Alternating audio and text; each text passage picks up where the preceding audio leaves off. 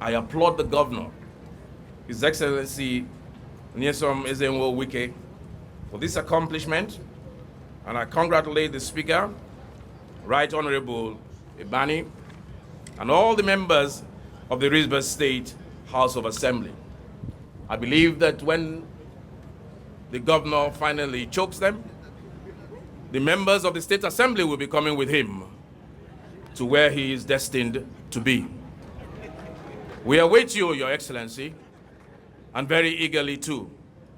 Do not let anybody, let me build on what you have said. Do not let anybody intimidate you. At the appropriate time, you will tell them. You will choke them. God bless you. God bless the government and people of Rivers State. And God bless our Federal Republic. Thank you very much.